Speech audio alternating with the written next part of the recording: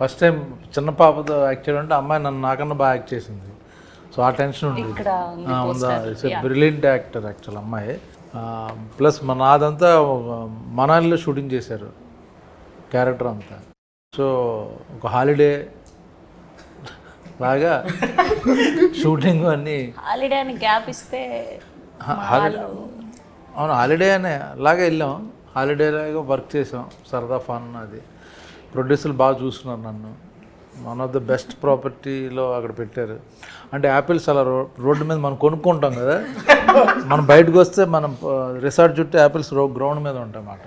మొన్న అదేదో విజయ్ దేవరకొండ గారి సినిమాలో చూపించినట్టు వెళ్ళాక యాపిల్స్ అంటే విరక్తి వచ్చేలాగా అయిపోతుంది.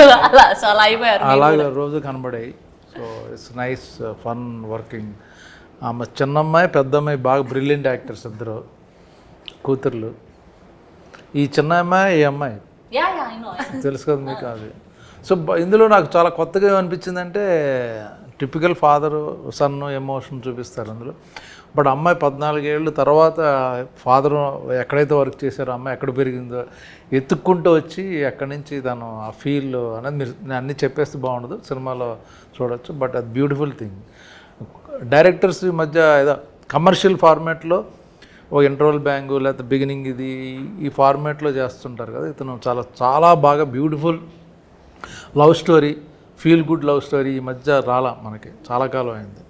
ఈ సినిమా డెఫినెట్గా బాగుంటుందని నేను అనుకుంటున్నాను. యాక్చువల్లీ సుధా గారు అనగానే గలగల మాట్లాడుతూ ఉంటారు, ఫుల్ టైం పాస్ అది ఇది అని చెప్పారు. నాకు తెలిసి మీకు మంచి ఎక్స్పీరియన్స్ ఉన్నట్టుంది.